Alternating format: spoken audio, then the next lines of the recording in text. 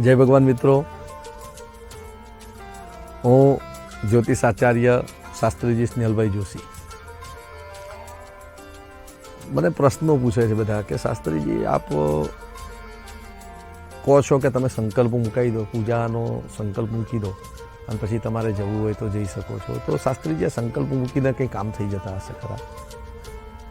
તમે ઇન્ડિયા બેઠા હોય છે ને અમેરિકા માણસ બેઠો હોય ને એ ત્યાંથી તમારી જોડે ઓનલાઈન સંકલ્પ મૂકી દે ને ઓનલાઈન સંકલ્પની અંદર કામ પૂજા થઈ જાય ખરી? સંકલ્પ એટલે શું અને આ સંકલ્પ શું કામ કરવામાં આવે છે? પહેલામાં પહેલી તો આપણી ભાષામાં વાત કરીએ તો આપણે સવારમાં ઉઠીએ એટલે નક્કી કરીએ કે આજે 10 વાગે ઓફિસ જવું છે ને ઓફિસ જતાં પહેલાં મારે અહીંયા આ વ્યક્તિને મળવાનું છે, ત્યાંથી આ સ્ટોર ઉપર જવાનું છે, ત્યાંથી દવાની મેડિસિનની દુકાને જઈ આ વસ્તુ લેવાની છે, ત્યાંથી હોસ્પિટલ જઈ આ વ્યક્તિને આ વસ્તુ આપી દેવાની છે અને પછી મારે શાર્પ 9:30 વાગે ગાડીમાંથી આ રૂટ પકડી અને ટ્રાફિક ના હોય એ રસ્તે મારે મારી ઓફિસે જવાનું છે. તો આ સવારમાં ઉઠીને તમે જે નક્કી કર્યું એ જ સંકલ્પ છે. સંકલ્પ શું કામ? સંકલ્પ શા માટે કરવાનો છે? સંકલ્પની શું વિશેષતા છે? સંકલ્પ કરીએ એટલે એવું નથી હોતું ખાલી પાણી હાથની અંદર રાખવાનું. સંકલ્પ કરતી વખતે શું શું વસ્તુઓ હાથમાં રાખવાની છે?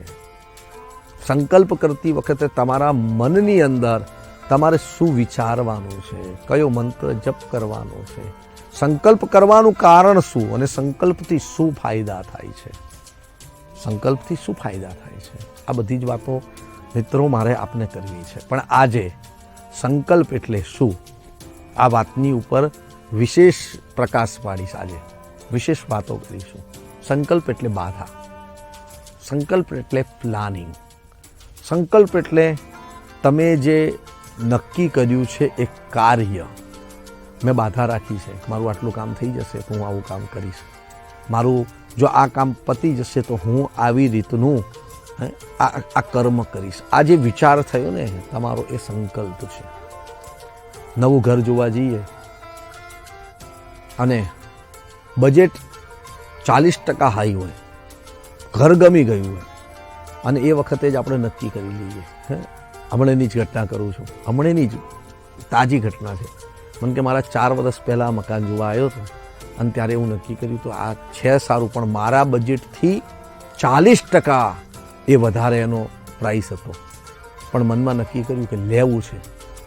સંકલ્પ થઈ ગયો અને આ સંકલ્પ આજે 4 વર્ષે પૂર્ણ થઈ ગયો છે. મકાન બનતું હતું એ વખતે તો પ્લાનિંગ હતું, પાયા નખાતા હતા અને પાયાની અંદર મારા બજેટ કરતાં પણ એ હાઈ હોવા છતાંય મેં એ નક્કી કરી દીધું ભગવાન ભરોસે મેં લઈ લીધું અને ક્યાંથી મારું કામ પૂરું થઈ ગયું ને મને ખબર નથી. અને આજે શાસ્ત્રીજી આપની આ પૂજા કરાઈ અને આપે જે મને સમજાવ્યું કે આ સંકલ્પ હતો મારો અને સંકલ્પ મારી પ્રેરણાથી નહીં પણ પરમાત્માએ મને પ્રેરણા કરી અને પ્રેરણાથી મારી પૂજા આજે સંપન્ન થઈ છે. આત્મવિશ્વાસ,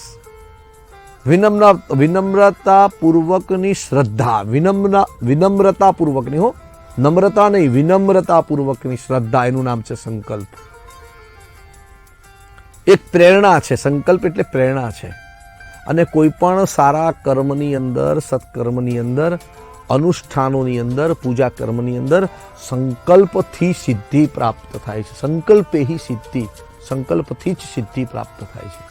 આવી જ સંકલ્પ વિશેની જુદી જુદી વાતોને જાણવા અમારા વિડીયોને અવશ્ય આપ જોજો.